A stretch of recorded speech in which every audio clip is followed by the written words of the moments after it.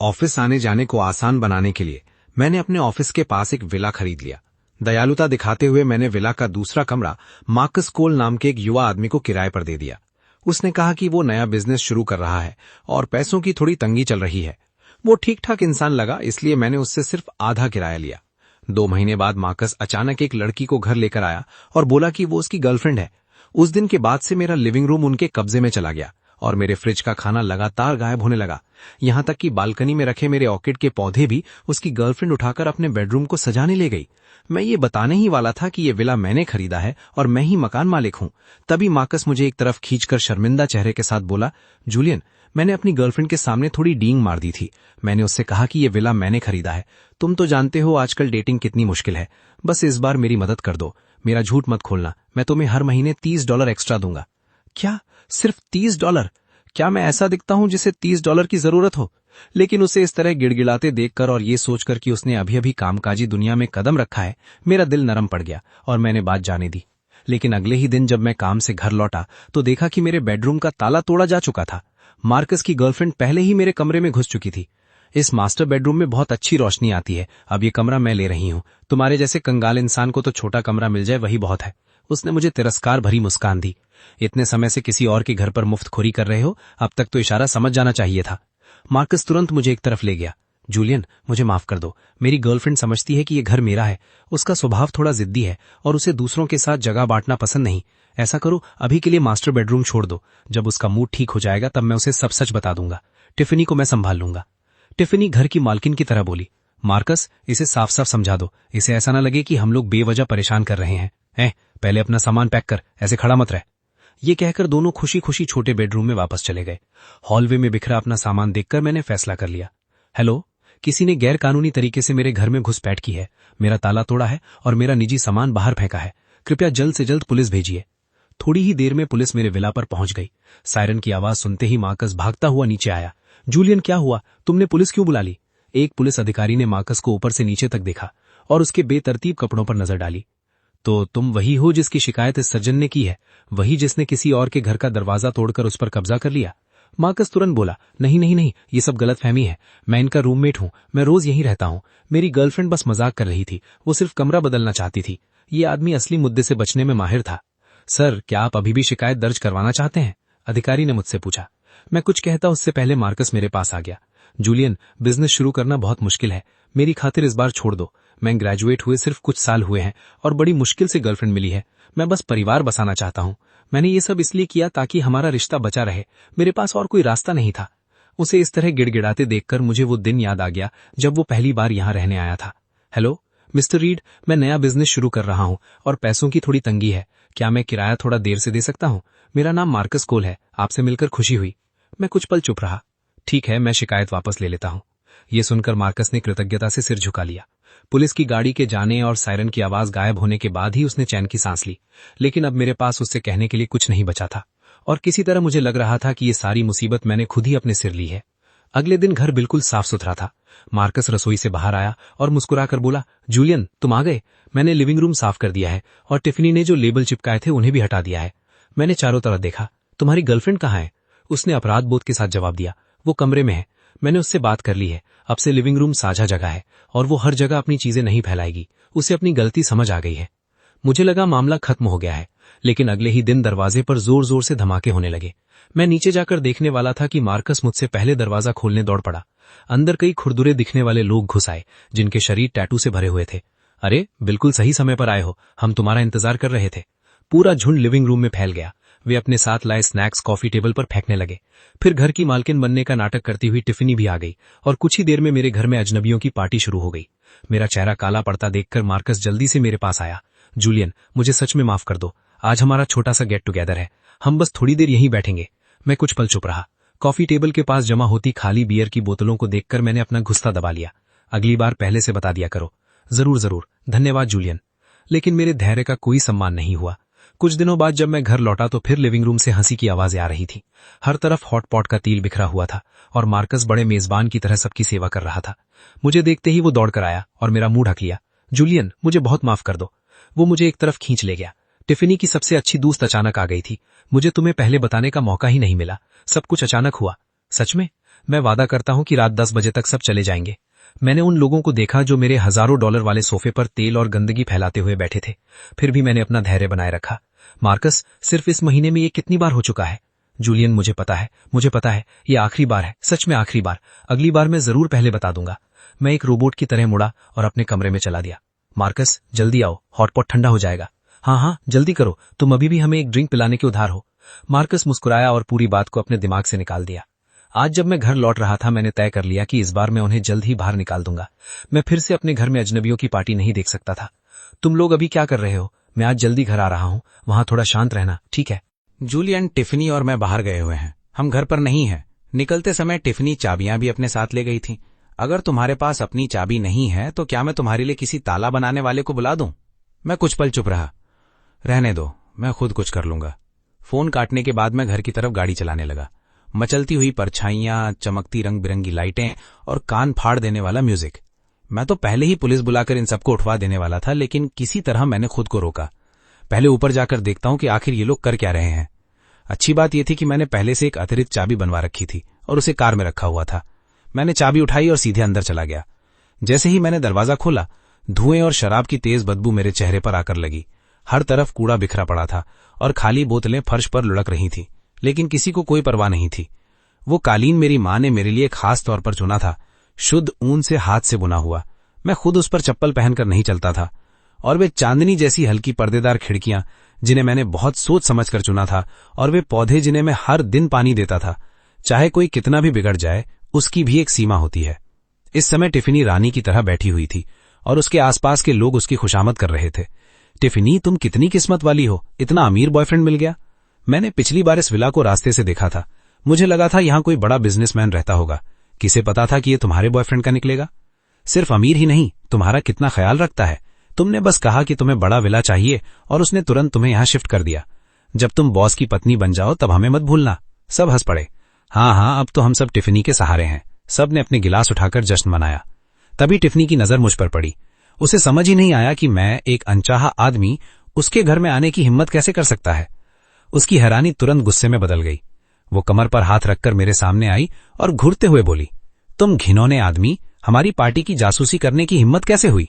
तभी पास में शराब पी रहा एक गुंडे जैसा आदमी कुछ गड़बड़ महसूस करके बोला, टिफनी, क्या हुआ? ये कौन है? ये अंदर कैसे आया? टैटू वाला आदमी भी बोला, हाँ, कोई अजनबी यूं ही घर में घुस कैसे सकता है? टिफनी और भी हिम्मत वाली हो गई। यही वो आदमी है जिसके बारे में मैं अभी बता रही थी। यही वो इंसान है जो मुफ्त में यहां पड़ा रहता है। उसने बाल झटकते हुए तिरस्कार से कहा। भीड़ ने मुझे हैरानी से देखा। टिफनी, क्या मतलब? क्या तुम दोनों यही नहीं रहते? क्या ये किराएदार है? किराएदार? टिफनी ने तिरस्कार से कहा। मैंने कब कहा कि ये किराया देता है? किराएदार किराया देते हैं। क्या इसने कभी किराया दिया? ये तो बस मुफ्तखोर है। मेरे बॉयफ्रेंड के घर में मुफ्त में रहता है और अब हमारी पार्टी की जासूसी करने भी आ गया। एक नजर में पता चल जाता है कि ये जोक है। टिफनी, तुमने पहले क्यों नहीं बताया?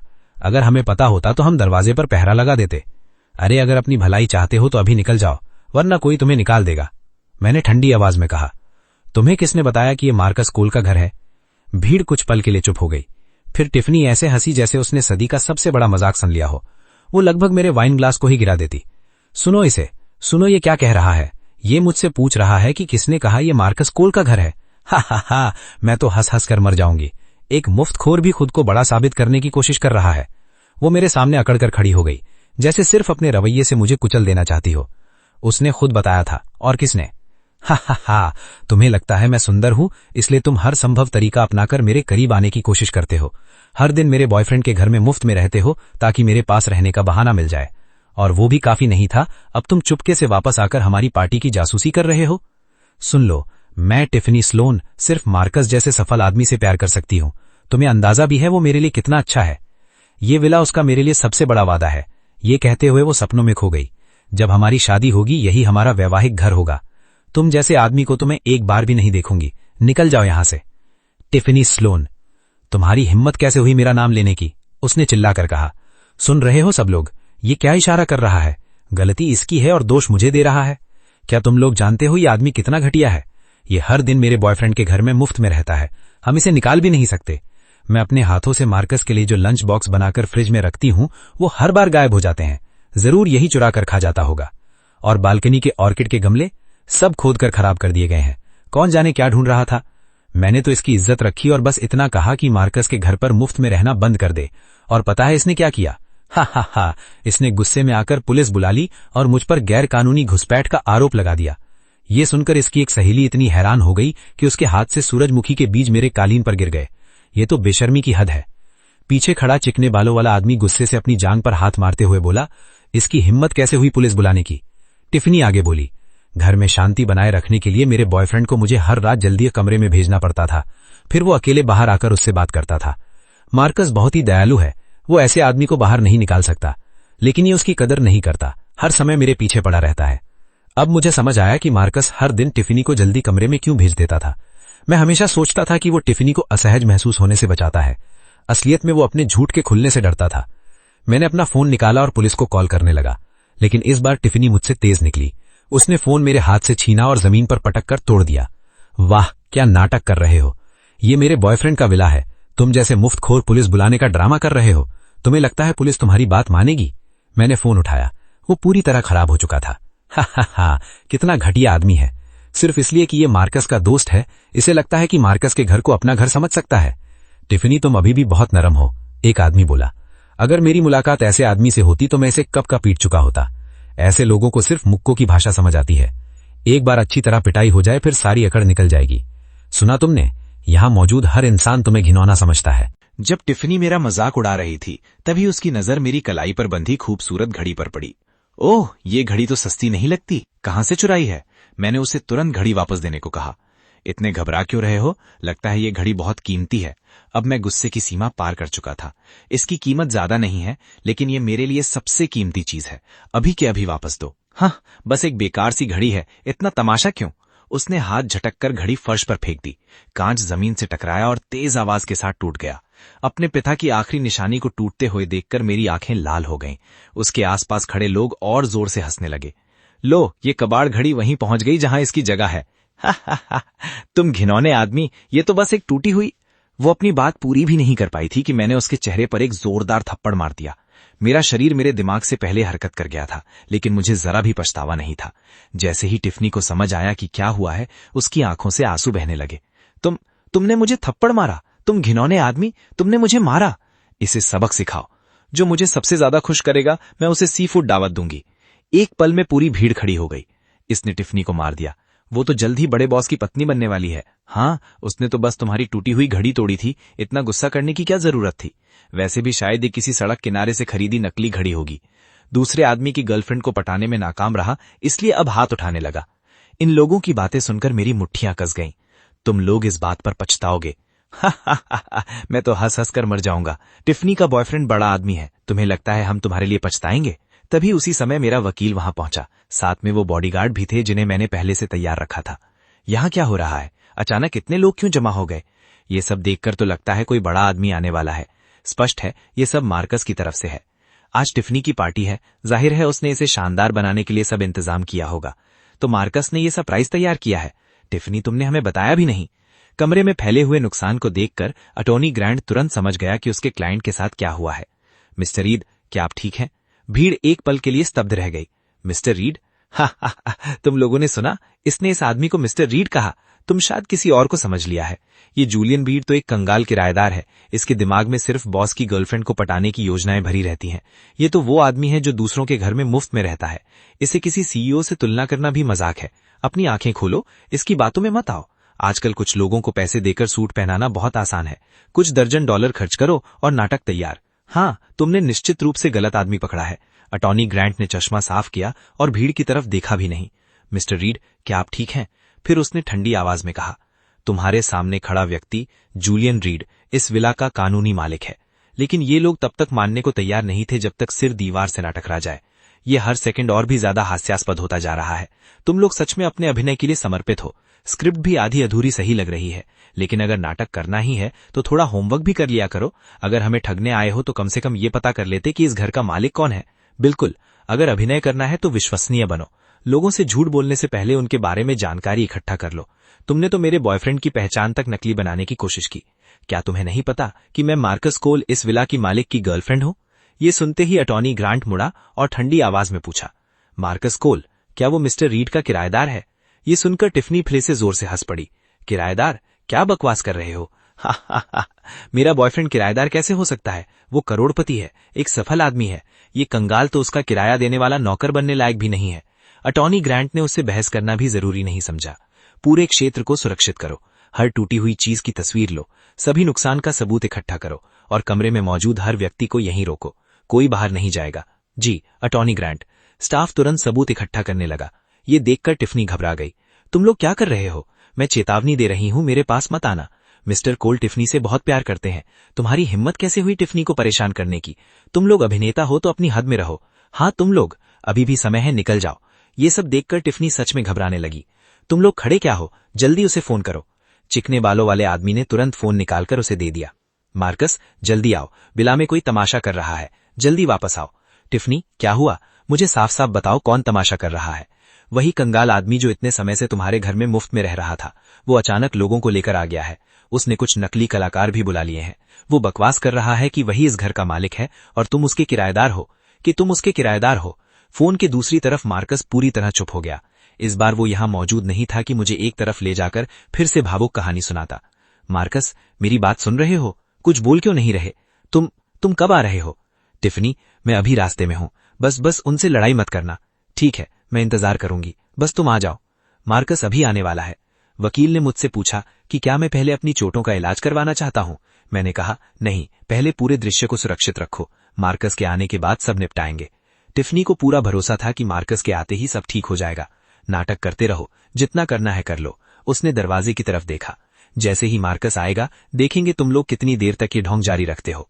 जब मार्कस भागता हुआ पहुंचा, तब तक रात काफी गहरी हो चुकी थी। जैसे ही उसने दरवाजे के अंदर कदम रखा, उसकी नजर पूरे कमरे में फैली तबाही और मेरी टूटी हुई घड़ी पर पड़ी। मार्कस, आखिरकार तुम आ गए। टिफनी तुरंत उसके पास दौड़ी और बोली, ये लोग मुझे परेशान कर रहे हैं, जल्दी कुछ कहो। इनसे कहो कि ये सब तुम्हारा है ना? जल्दी बोलो। मार्कस, तुम्हें क्या हुआ? कुछ बोलते क्यों नहीं? ये देखकर बाकी लोग भी उसके चारों तरफ जमा हो गए। मिस्टर कोल, क्या हुआ? मिस्टर कोल, आप आखिर आ गए। अब आपको हमारे और टिफनी के लिए खड़ा होना होगा। तुम बोल क्यों नहीं रहे? जब मार्कस को एहसास हो गया कि अब वो सच नहीं छिपा सकता, तो उसने मेरी तरफ ऐसे देखा जैसे दुनिया का सबसे बड़ा दुख उसी पर टूट पड़ा हो। मुझे कभी नहीं लगा था कि कोई आदमी इतना बेशर्म भी हो सकता है। जूलियन, प्लीज मेरी मदद करो। बस इस एक बार मेरा झूठ बचा लो। सबके सामने दिखावा कर दो कि मैं मालिक हूं और तुम मेरे किराएदार हो। सिर्फ इस एक बार, मैं हाथ जोड़ता हूं। तुम जानते हो, कॉलेज से निकलने के बाद मेरी जिंदगी कितनी मुश्किल रही है। मेरे पिता हमेशा चाहते थे कि मैं परिवार बसाऊं। टिफनी, वो बहुत अच्छी लड़की है और मेरे साथ अच्छा व्यवहार करती है। अगर उसे पता चल गया कि मैं सिर्फ किराएदार हूं, तो वो निश्चित रूप से मुझसे ब्रेकअप कर लेगी। मार्कस, तुम्हारी हिम्मत कैसे हुई मुझसे ये बात कहने की? मैं उस पर बरस पड़ा। जूलियन, आवाज धीमी रखो। धीमी? मैं हंस पड़ा। जब तुम कॉलेज से निकलकर संघर्ष कर रहे थे, तब मैंने तुम्हारा किराया आधा कर दिया था। मैंने तुम्हारे लिए जितनी नरमी दिखाई, शायद कोई और नहीं दिखाता। तुमने कहा किराया देर से दोगे, मैंने बिना कुछ कहे मान लिया। तुमने कहा तुम्हारी गर्लफ्रेंड कुछ दिन रहेगी, मैंने नहीं रोका। लेकिन बदले में तुमने क्या किया? दिन ब दिन तुमने अपनी गर्लफ्रेंड को मेरे घर में हुकूमत करने दी। तुमने उसे मेरे बेडरूम का ताला तोड़वाने दिया। तुमने उसे लोगों को बुलाकर मेरे विला में पार्टी करने दी। लोगों को मारना, सामान तोड़ना, सब कुछ होने दिया। अब तुम्हें क्या अधिकार है मुझसे मदद मांगने का? मैं बिजनेस शुरू करना बहुत मुश्किल है। मार्कस हकलाया। तुम्हारे पिता ने तुम्हें मेहनत करने को कहा था ताकि तुम्हारी आमदनी स्थिर हो। उन्होंने ये नहीं कहा था कि तुम मेरा घर बर्बाद कर दो, और उन्होंने ये भी नहीं कहा था कि तुम मेरा विला इस्तेमाल करके बाहर लड़कियों को धोखा दो। जूलियन, मैंने धोखा नहीं दिया। नहीं दिया? मैंने उसकी बात काट दी। तुमने बस टिफनी से कहा कि विला तुम्हारा है। बस उसे मेरे विला में लेकर आए। बस उसे बताया कि ये घर तुम्हारा है। बस उसे मेरे घर की मालकिन बनने दिया। मार्कस अब अपना चेहरा संभाल नहीं पा रहा था। क्या तुम्हें पता है इसे क्या कहते हैं? इसे धोखा कहते हैं। जूलियन, मुझे सच में अपनी गलती का एहसास है। मैं बस उसे खोना नहीं चाहता था। मेरे पिता ने पूरी जिंदगी खेती की ताकि मैं कॉलेज भेज सकूं। उनकी बस यही इच्छा है कि मैं परिवार बसाऊं। तुम उसे खोना नहीं चाहते थे, इसलिए तुमने मेरे विला को अपनी संपत्ति बनाकर पेश कर दिया। क्या तुमने कभी सोचा कि तुम्हारी हरकतों ने मेरे साथ क्या किया? मुझे नहीं पता ये आदमी सामान्य भाषा समझता भी है या नहीं, लेकिन मैं बोलता गया। इन लोगों ने मुझे मारा, मेरे पिता की आखिरी निशानी तोड़ दी। मार्कस, ये सब होने के बाद तुम्हें क्या लगता है कि मैं तुम्हारी मदद करूंगा? जूलियन, मैं पैसे दूंगा। मैं सब भर दूंगा। वो घड़ी मेरे पिता की आखिरी निशानी थी, तुम ऐसा कौन सा पैसा दे सकते हो जो उसकी भरपाई कर सके? अब टिफनी को महसूस होने लगा था कि चीजें उसकी कल्पना के अनुसार नहीं चल रही थीं। तुम दोनों क्या बड़बड़ा रहे हो? टिफनी दौड़कर आई। क्या यह आदमी फिर से बकवास कर रहा है? उसने मार्कस को झंझोड़ा। तुम जवाब क्यों नहीं दे रहे? तुम जवाब क्यों नहीं दे रहे? कुछ तो बोलो। इसने आखिर तुमसे क्या कहा? इस समय मार्कस लकड़ी की मूर्ति की तरह खड़ा था। कोई समझ नहीं पा रहा था कि उसके दिमाग में क्या चल रहा है। क्या ये तुम्हें मेरे खिलाफ भड़का रहा है या फिर इसने तुम्हें धमकाया है? डरो मत, जो भी है बोलो। मार्कस ने उसका हाथ पकड़ लिया। टिफनी, बस करो। टिफनी ने अविश्वास से उसकी तरफ देखा। क्या? अब मैं बोल भी नहीं सकती? क्या तुमने सच में इस कंगाल आदमी को अपने ऊपर हावी होने दिया? टिफनी, क्या तुम मर्द हो भी? किसी ने तुम्हारी गर्लफ्रेंड को थप्पड़ मारा और तुम अभी भी उसी का बचाव कर रहे हो। कृपया बोलना बंद करो। मामला वैसा नहीं है जैसा तुम सोच रही हो। वैसा नहीं है? टिफनी पूरी तरह टूट गई। तो फिर कैसा है? क्या सच में वही सच है जो ये कंगाल कह रहा था कि तुम उसके किराएदार हो? मार्कस चुप रहा। टिफनी को महसूस हो गया था कि कुछ गड़बड़ है, लेकिन वो अभी भी यकीन नहीं कर पा रही थी। इतनी हास्यास्पद बात किसी मुफ्तखोर के मुंह से ही निकल सकती थी। मार्कस, जल्दी बोलो, सबको बताओ कि यहाँ मालिक कौन है और किराएदार कौन है। हाँ मिस्टर कोल, बताइए आप असल में कौन है? इन्हें दिखाइए कि इनकी औकात क्या है। हाँ मार्कस, बोलो। ऐसा लग रहा था जैसे उसके गले में सुई अटक गई हो। उसने बड़ी मुश्किल से शब्द बाहर निकाले। जो ये लोग कह रहे हैं वो सच है। टिफनी की आंखें फैल गईं। तुमने क्या कहा? मार्कस ने फिर मुश्किल से दोहराया। जूलियन जो कह रहा है वो सच है। वही इस विला का मालिक है। ये घर उसी का है। ये सुनते ही टिफनी की आंखों से आंसू फूट पड़े। मैं इसका किराएदार हूं। ये सच्चाई टिफनी के लिए बहुत भारी थी। वो सीधे सोफे पर गिर पड़ी। चिकने बाल वाला आदमी और स्नैक्स खा रही महिला भी सदमे में जम गए। नहीं नहीं, ये नहीं हो सकता। तुम मुझसे झूठ बोल रहे हो मार्कस। टिफनी, मुझे माफ कर दो। मेरा इरादा तुम्हें धोखा देने का नहीं था। मैं बस तुम्हें बहुत पसंद करता था। मुझे डर था कि अगर तुम्हें पता चला कि मैं सिर्फ किराएदार हूं तो तुम मुझे नीची नजर से देखोगी। इसीलिए मैंने झूठ बोला। तो तुम सच में इतने समय से मुझसे झूठ बोल रहे थे? तुमने कहा था तुम सफल उद्यमी हो। तुमने कहा था तुम बड़े विला में रहते हो। तुमने कहा था तुम करोड़पति बॉस हो। तुमने कहा था तुम मुझे अपने विला में रहने लेकर जाओगे, जबकि असलियत में तुम किसी और के घर का सिर्फ एक कमरा किराए पर लिए हुए थे। हमेशा घमंडी और अकड़ में रहने वाली टिफनी को अचानक लगा कि धरती में छिपने लायक कोई गड्ढा भी नहीं है। तुमने मेरी वजह से मेरे दोस्तों के सामने वो सारी बातें कहलवाईं। अब सब मजाक बन गया। सब कुछ मजाक बन गया। तुम्हें पता है मैंने अपने दोस्तों से क्या कहा था? मैंने कहा था मेरा बॉयफ्रेंड बॉस है, सफल आदमी है, संपत्ति का मालिक है। जो तस्वीरें तुमने मेरी इस विला के सामने खींची थीं, मैंने उन्हें अपनी गर्ल्स ग्रुप चैट में भेजा, अपनी माँ को भेजा, अपने हर दोस्त को भेजा। सबने कहा मैं कितनी किस्मत वाली हूँ। सबने कहा मैंने सोना पकड़ लिया। और अब तुम बता रहे हो कि तुम सिर्फ किराएदार हो। मैं अपने दोस्तों का सामना कैसे करूंगी? मैं किसी का सामना कैसे करूंगी? उन दोनों को मेरे घर में चिल्लाते और झगड़ते देखकर मैंने बात आगे बढ़ाई। बस बहुत हो गया। लड़ना है, चिल्लाना है, उसके लिए बाद में बहुत समय मिलेगा, लेकिन अभी कुछ बातें साफ करनी होंगी। पहली बात, मेरी अनुमति के बिना तुम लोगों ने मेरे बेडरूम का ताला तोड़ा और उसे नुकसान पहुंचाया। ये गैर कानूनी घुसपैठ है। दूसरी बात, तुम लोगों ने मेरी अनुमति के बिना मेरे लिविंग रूम का इस्तेमाल पार्टियों के लिए किया और मेरे फर्नीचर और सामान को भारी नुकसान पहुंचाया। ये अवैध कब्जा है। तीसरी बात, तुमने अपनी असली पहचान छिपाई और मेरे विला का इस्तेमाल करके दूसरे इंसान को भावनात्मक रूप से धोखा दिया। ये धोखाधड़ी है। चौथी बात, ये घड़ी मेरे पिता की आखिरी निशानी थी और तुम्हारी गर्लफ्रेंड ने इसे तोड़ दिया। इसकी जिम्मेदारी से बचकर तुम कहीं नहीं जा सकते। घबरा गया। जूलियन, मेरा ऐसा इरादा नहीं था। प्लीज इस बार मुझे छोड़ दो। मैं पैसे दूंगा, कसम खाता हूँ सब भर दूंगा। अपनी पूरी महीने की सैलरी दे दूंगा। जितना कहोगे उतना दूंगा। खड़े हो जाओ। मार्कस ने इस बात को ऐसे पकड़ लिया जैसे डूबता आदमी तिनके को पकड़ता है। जूलियन, तो मुझे माफ करने के लिए तैयार हो? माफ? मैंने ठंडी हंसी हंसी। नहीं, मैं सिर्फ कह रहा हूं कि बात करते समय सीधे खड़े हो जाओ। और जहां तक इस मामले का सवाल है, उसका फैसला पुलिस करेगी। आज से तुम्हारी कठिन जिंदगी की वजह से तुम्हें मेरी तरफ से कोई विशेष रियायत नहीं मिलेगी। ये सुनते ही टिफनी का रवैया तुरंत बदल गया। वो मेरी तरफ बेहद सम्मान से देखने लगी। मिस्टर रीड, सही है ना? मिस्टर रीड, आज जो हुआ वो एक गलतफहमी थी। मुझे नहीं पता था कि ये घर आपका है। मैं तो समझी थी क्या? मैंने बीच में टोक दिया। तुमने सोचा मैं मुफ्तखोर हूं, इसीलिए लोगों को मारना ठीक है, उनका सामान तोड़ना ठीक है। मिस्टर रीड, गलती सच में मेरी थी, मैं माफी मांगती हूँ। लेकिन देखिए, मैं भी तो पीड़ित हूँ। मार्कस ने मुझे भी धोखा दिया है। अगर किसी को जिम्मेदार ठहराना है तो उसे ठहराइए ना। बात को इतना बढ़ाने की क्या जरूरत है? हम आपस में निपटा लेते हैं। जो भी नुकसान हुआ है मैं भर दूंगी। अच्छा, मैंने कहा, मैं पहले ही पुलिस को बुला चुका हूं और वे जल्द ही पहुंचने वाले हैं। मारपीट, संपत्ति का नुकसान, मैं हर चीज का पूरा हिसाब लूंगा। अब तुम्हारे पास सिर्फ एक ही रास्ता है, पूरी तरह जांच में सहयोग करना। टिफनी तुरंत मार्कस की तरफ घूमी। मार्कस, कुछ बोलो। तुमने नहीं कहा था कि तुम मेरी रक्षा करोगे, कि तुम हमेशा मेरे साथ अच्छा व्यवहार करोगे? अब क्यों चुप हो? मार्कस ने कड़वी मुस्कान दी। मैं खुद को नहीं बचा पा रहा, तुम्हें कैसे बचाऊं?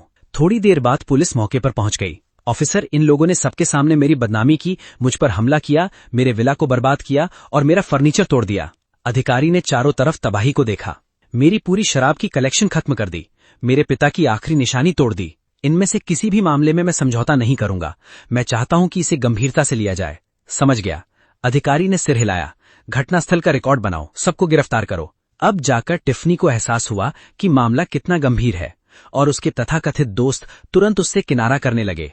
ऑफिसर, मैंने कुछ नहीं किया, मैं तो बस पार्टी में आई थी। हाँ, हमें तो सिर्फ गाने के लिए बुलाया गया था, इससे हमारा कोई लेना देना नहीं है। हमें टिफनी ने बुलाया था।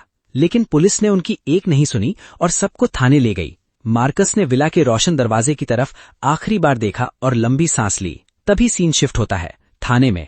नुकसान का आकलन पूरा होने के बाद पुलिस ने रिपोर्ट सामने रखी।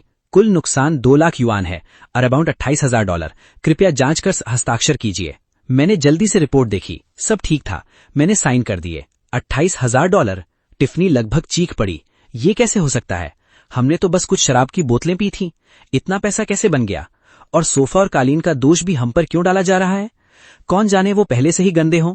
ऑफिसर, हमें तो टिफनी ने धोखे से यहां बुलाया था। देखिए, हमने कोई बड़ा काम नहीं किया, थोड़ी रियायत नहीं मिल सकती? जब वो लोग मुआवजे को लेकर बहस कर रहे थे, मैं टिफनी की तरफ बढ़ा। तुम तो बहुत अमीर बनने वाली थी, फिर मेरे इस छोटे से नुकसान पर इतनी परेशानी क्यों? एक बड़ा आदमी होकर एक जवान लड़की से पैसे मांगना अच्छा नहीं लगता ना? मैं हंस पड़ा। सही कहा, बिल्कुल सही। ये तो बस एक गलतफहमी थी, हमें कोने में मत ढकेलिए। मैंने देखा कि जैसे ही उन्हें थोड़ी उम्मीद मिली, वे फिर सर चढ़ने लगे। मैंने तुरंत जवाब दिया, जब तुम लोग शराब पीकर हंगामा कर रहे थे और लोगों को मार रहे थे, तब इतनी विनम्रता कहाँ थी? अब क्या हुआ? अब मुझे छोड़ देने को कह रहे हो? हंगामा करने की हिम्मत थी, लेकिन कीमत चुकाने की नहीं। तभी स्नैक्स खाने वाली महिला सारा दोष टिफनी पर डालने लगी। सब तुम्हारी गलती है, तुमने बिना सच्चाई जाने बड़ी बड़ी बातें की। टिफनी ने तिरस्कार से कहा। और तुम लोग घंटों तक मुझे इस विला की भावी मालकिन कहते रहे। तुम्हें सबको मैंने धोखा दिया। तुम लोगों को शर्म नहीं आती? बिल्कुल। दूसरे लोग भी बोल पड़े। हम तुम्हारे क्या लगते हैं? तुमने ही हमें इस मुसीबत में फंसाया। अगर तुम हमें इस विला में नहीं बुलाती तो हम यहाँ क्यों आते? पूरा $28,000 तुम अकेले भरो। हाँ, समस्या तुम्हारी है, बिल भी तुम्हारा। हमें इसमें मत घसीटो। अब जाकर टिफनी को अपने इन दोस्तों की असली शक्ल दिखाई दी। तुम सब घटिया लोग, तुम्हारी हिम्मत कैसे हुई मुझसे इस तरह बात करने की? जब तुम लोग मुझे घर की मालकिन समझते थे, तब मेरी खुशामद करते थे, हर दिन मेरी पोस्ट लाइक करते थे, मुझसे नौकरी दिलाने की भीख मांगते थे, मेरे साथ ऊंची जिंदगी जीना चाहते थे। और अब मुसीबत आई तो एक एक करके पलट गए। तुम लोगों का चरित्र देखकर साफ पता चलता है कि तुम पैदा ही नौकर बनने के लिए हुए हो। किसे नौकर कहा? स्नैक्स खाने वाली महिला गुस्से से लाल हो गई। सबसे बड़ी धोखेबाज तो तुम हो। फिर से बोलकर दिखाओ। नौकर, टिफनी चिल्लाई। तुम नौकर हो, तुम्हारा पूरा परिवार नौकर है। सब लोग शांत हो जाओ। पुलिस वालों ने झगड़ती भीड़ को अलग किया, लेकिन वे फिर भी एक दूसरे पर चिल्लाते रहे। आखिरकार पुलिस ने विला की निगरानी कैमरों की रिकॉर्डिंग चला दी। रिकॉर्डिंग में साफ दिख रहा था कि विला में सबसे ज्यादा हंगामा यही लोग कर रहे थे। एक पल में सब चुप हो गए, लेकिन मार्कस, जो अब तक चुप था, अचानक बोला, जूलियन रीड। मैं मुड़ा और उसके उस मासूम चेहरे की तरफ देखा। जूलियन, बात को इतना आगे बढ़ाने की क्या जरूरत है? मैं हाथ जोड़कर विनती करता हूं, मेरे बिजनेस शुरू करने की मुश्किलों को देखते हुए इस बार मेरी मदद कर दो। टिफनी को छोड़ दो। मैं कुछ पल चुप रहा। तुम्हारी मदद करूं? मार्कस, क्या तुम्हारे अंदर जरा सी भी शर्म बची है? क्या तुम्हें सच में लगता है कि मेरे सामने तुम्हारी कोई इज्जत बची है? उसकी वही लाइन, बिजनेस शुरू करना मुश्किल है, इस पल पूरी तरह बेअसर हो चुकी थी। आज से तुम बाहर हो और अभी भी किसी और के लिए गिड़गिड़ा रहे हो। बेहतर होगा अपने बारे में सोचो। ये कहकर मैं मुड़ा और थाने से बाहर निकल गया। पीछे विला के तथाकथित मालिक और मालकिन एक दूसरे के सहारे रो रहे थे। ये पूरा तमाशा आखिरकार खत्म हो चुका था। अपनी कार में बैठकर मैंने लंबे समय बाद सुकून की सांस ली। थाने के अंदर वे मुसीबत खड़ी करने वाले लोग अब अपने अपने परिवार वालों को फोन कर रहे थे ताकि कोई उन्हें बचा सके। अब तुमने कौन सी नई मुसीबत खड़ी कर दी? स्नैक्स खाने वाली महिला एक के बाद एक नंबर मिला रही थी, उम्मीद कर रही थी कि कोई आकर उसे संकट से निकाल ले। आखिरकार जब उसकी मां ने फोन उठाया तभी वो पूरी तरह टूट गई और फूट फूट कर रोने लगी। टैटू वाला आदमी अपने बड़े भाई को फोन करने लगा, लेकिन जब उसने सुना कि उसका भाई अब उससे पूरी तरह हाथ खींच रहा है और उसे एक मुसीबत समझ रहा है, तो वो भी अपना चेहरा ढक कर रोने लगा। चिकने बालों वाला आदमी मदद मांगने के लिए लगातार संदेश भेजता रहा, लेकिन जैसे ही उसके परिवार को पता चला कि उसने कितनी बड़ी मुसीबत खड़ी कर दी है, उन्होंने उसी समय उससे नाता तोड़ लिया। टिफनी अपने हाथ में पकड़े भारी भरकम मुआवजे के बिल को घूरती रही और आखिरकार फट पड़ी। मार्कस, ये सब तुम्हारी वजह से हुआ है, तुम्हें इसकी जिम्मेदारी लेनी होगी। मार्कस ने ठंडी हंसी हंसी। तुमने कहा था कि तुम मेरी रक्षा करोगे, टिफनी चीखी। लेकिन मार्कस जरा भी नहीं हिला। पलक झपकते ही अदालत की तारीख आ गई। अपने किए गए गलत कामों की वजह से मार्कस को वही सजा मिली जिसका वो हकदार था। टिफनी को भी उसकी हरकतों के लिए दंड मिला। जिस पल मैंने अदालत के दरवाजे खोले, सब कुछ खत्म हो चुका था। अब बस मुझे अपनी अमीर और शांत जिंदगी में वापस लौटना था। लेकिन एक चीज थी जिसे मैं अभी भी भूल नहीं पा रहा था, मेरे पिता की छोड़ी हुई घड़ी। सर, क्या आप इसे देख सकते हैं? क्या ये ठीक हो सकती है? बूढ़े घड़ीसाज ने आवर्धक शीशे से उसे ध्यान से देखा। मशीनरी खराब हो चुकी है, कांच बदला जा सकता है, सुइयों को फिर से ठीक किया जा सकता है, लेकिन ये दरारें बहुत गहरी हैं, ये घड़ी के ढांचे तक पहुंच चुकी हैं। इसे पूरी तरह पहले जैसा बनाना अब संभव नहीं है। मैंने टूटी हुई डायल पर अपनी उंगलियां फेरी। जो ठीक हो सकता है ठीक कर दीजिए, मैंने हल्की सी मुस्कान के साथ कहा। जो ठीक नहीं हो सकता उसका भी कोई दुख नहीं। बूढ़े आदमी ने समझदारी से सिर हिलाया। आजकल जो भी घड़ी मरम्मत के लिए आती है, उसके पीछे कोई ना कोई कहानी जरूर होती है। घड़ी की दुकान से बाहर निकलकर मैंने धूप में भीगी घास की खुशबू वाली हवा में गहरी सांस ली और आदतन अपनी कलाई की तरफ देखा, जहां अब घड़ी नहीं थी। मुझे वो दिन याद आया जब मेरे पिता ने कहा था कि उनके पास मुझे देने के लिए कोई बड़ी दौलत नहीं है, बस ये घड़ी है। उन्होंने मुझसे कहा था कि इसे संभाल कर रखना। जिंदगी में सबसे महत्वपूर्ण बात ये नहीं है कि तुम कितना पैसा कमाते हो, सबसे महत्वपूर्ण बात यह है कि क्या तुम खुद के सामने सिर ऊंचा रख सकते हो। मुझे वो दिन याद आया जब मार्कस पहली बार मेरे घर आया था। जूलियन, मैं अभी अभी अपना बिजनेस शुरू कर रहा हूं, थोड़ी पैसों की तंगी है। और मुझे टिफनी भी याद आई, जो मेरे घर में ऐसे हुकूमत चला रही थी जैसे सब कुछ उसका हो। इतने समय तक मैं खुद के साथ ही न्याय नहीं कर पाया था। डैड, आज आखिरकार मैंने खुद के सामने सिर ऊंचा रखा है। मैंने मरम्मत की हुई घड़ी वापस अपनी कलाई पर बांध ली। तभी सीन शिफ्ट होता है। अगली सुबह मेरा घर फिर से वैसा ही हो चुका था जैसा पहले था। साफ फर्श, सजा हुआ लिविंग रूम, हरे भरे पौधे, ताजी हवा और खिड़कियों से अंदर आती गर्म धूप, सब कुछ फिर से ठीक हो गया था। मैंने गहरी सांस ली। जो चीजें ठीक होनी चाहिए थीं, वे ठीक हो चुकी थीं।